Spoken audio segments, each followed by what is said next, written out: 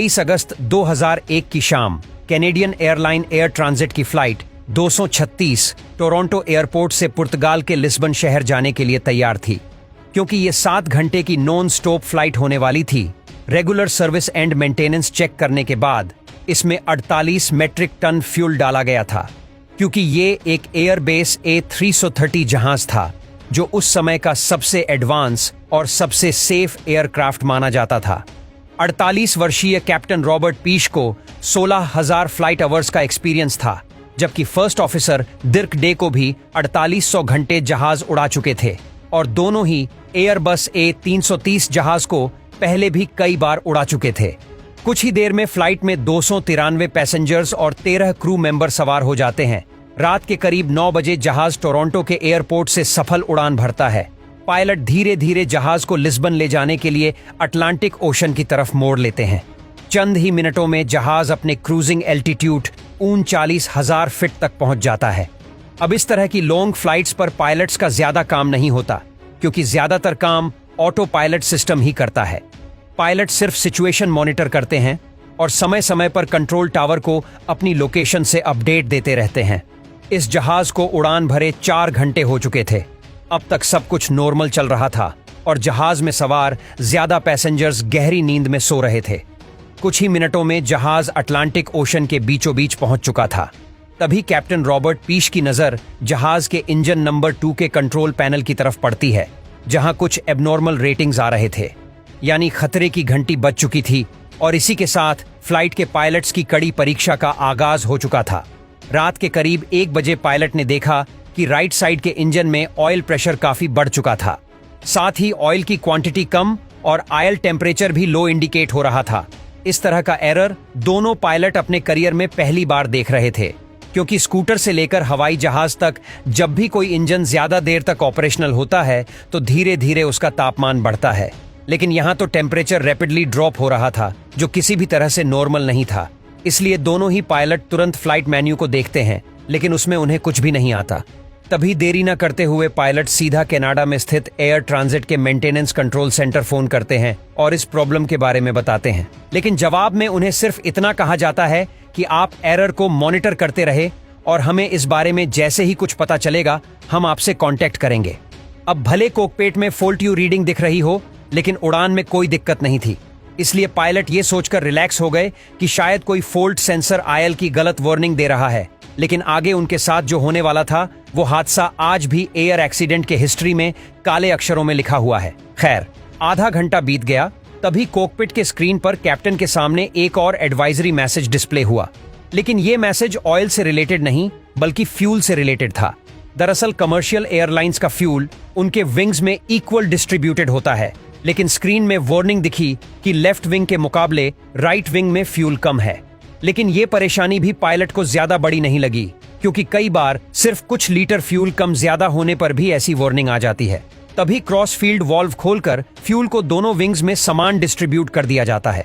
तो इस बार भी पायलट ने कुछ ऐसा ही किया, जिससे दोनों विंग्स में फ्यूल की क्वांटिटी इक्वल हो गई। मगर 10 मिनट के बाद कैप्टन को डिस्प्ले में फिर से लो फ्यूल वार्निंग देखती है। तभी चेक करने पर उन्हें पता चलता है कि राइट विंग में दोबारा से फ्यूल कम हो गया है और अब दोनों विंग्स को मिलाकर भी इतना फ्यूल नहीं है जिससे लिस्बन पहुंचा जा सके। इस वक्त प्लेन में सिर्फ 7 टन फ्यूल बचा था, जो प्लेन की कुल कैपेसिटी का सिर्फ 6% था और ये भी तेजी से कम हो रहा था। ऐसे में पायलट के पास प्लेन को डाइवर्ट करने के अलावा और कोई रास्ता नहीं था। तभी उन्होंने अपने सबसे करीबी चरसेरा आइलैंड में मौजूद लेजस एयरपोर्ट पर लैंड करने का डिसीजन लिया और तुरंत ही वहां के ट्रैफिक कंट्रोल से कांटेक्ट करके पूरी बात बताई। लेकिन दोनों पायलट्स को यह सवाल खाए जा रहा था कि आखिर फ्यूल कम क्यों हो रहा है और क्या हम लेचस एयरपोर्ट पर पहुंच भी पाएंगे या फिर नहीं। तभी कैप्टन ने तुरंत फ्लाइट अटेंडेंट से कहा कि अब खिड़की से राइट विंग को चेक करो, क्या वहां से फ्यूल लीकेज तो नहीं हो रहा है। लेकिन रात के घने अंधेरे में फ्लाइट अटेंडेंट को कुछ भी नहीं दिखा रहा था। अब कंडीशन ऐसी थी कि हर 5 मिनट में 1 टन फ्यूल खत्म हो रहा था। अब उनके पास सिर्फ 25 मिनटों का फ्यूल बचा था, जिससे चरसेरा आइलैंड पहुंचना भी मुमकिन नहीं था। तभी मेंटेनेंस टीम ने कैप्टन से कहा कि आप प्लेन को 20,000 फीट की ऊंचाई पर ले जाइए ताकि फ्यूल लीकेज कंफर्म हो जाए। लेकिन कैप्टन ने ऐसा करने से साफ इनकार कर दिया, क्योंकि उनका मानना था कि अगर फ्यूल लीकेज कंफर्म हो भी गया तो भी हम फिर से 39,000 फीट की हाइट नहीं पकड़ पाएंगे और कम से कम 39,000 फीट से ग्लाइडिंग करके कुछ किलोमीटर और आगे तो आ सकते हैं। तब ये अचानक से जहाज के राइट इंजन ने आग पकड़ ली, जिससे ये कंफर्म हो गया कि लीक हो रहा है। इस धमाके से अंदर बैठे पैसेंजर्स पे अफरा तफरी मच गई, जिससे प्लेन शेक करने लगा। तभी कैप्टन ने पैसेंजर्स को शांत बैठने की रिक्वेस्ट की।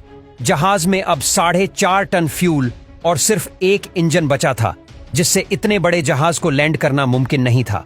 ऐसे में जहाज का एल्टीट्यूड धीरे धीरे कम होने लगा। अब प्लेन में सिर्फ 600 किलोग्राम फ्यूल बचा था और वो भी अब अपनी मंजिल से 240 किलोमीटर दूर था। तभी कैप्टन को जिसका डर था वही हुआ। प्लेन का लेफ्ट इंजन भी अपने फुल थ्रस्ट पर चलने की वजह से जल गया और अब फ्लाइट बगैर किसी इंजन के अटलांटिक ओशन के ऊपर फ्लाइट करने लगी। साथ ही प्लेन का पावर सिस्टम भी बंद हो गया, जिससे पूरे कैबिन में अंधेरा छा गया। हालांकि कोकपेट के इंपॉर्टेंट इक्विपमेंट सभी इमरजेंसी सपोर्ट पर चल रहे थे। अब लेजस एयरपोर्ट 120 किलोमीटर की दूरी पर था। जहाज 30,000 फीट तक नीचे आ गया था। अब अगर जहाज ग्लाइड करते हुए एयरपोर्ट तक नहीं पहुंच पाता तो उसे पानी में ही लैंड करना पड़ता। इसलिए क्रू मेंबर्स ने तुरंत पैसेंजर्स को प्रिपेयर करना शुरू कर दिया।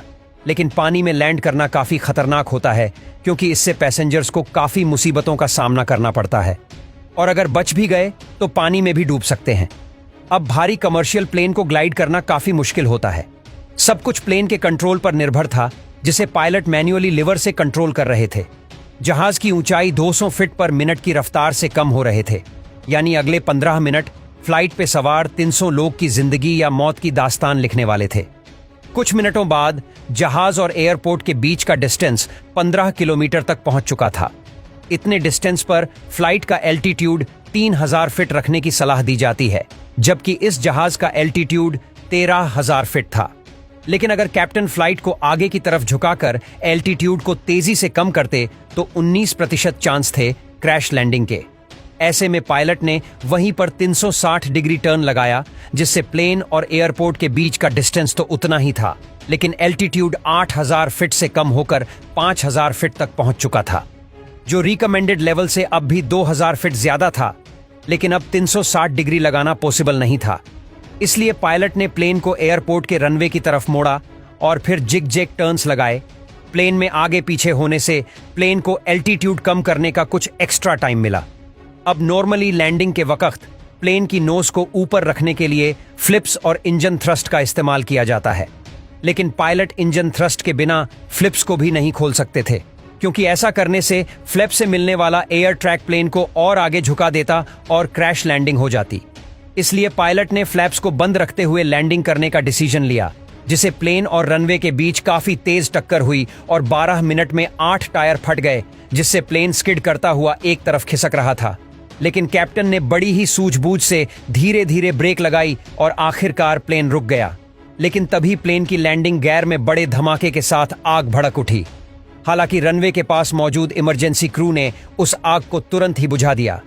इस तरह एयर ट्रांसिट एयरलाइंस के फ्लाइट 236 के जाबाज पायलट्स ने 306 मुसाफिरों और खुद की जान बचा ली।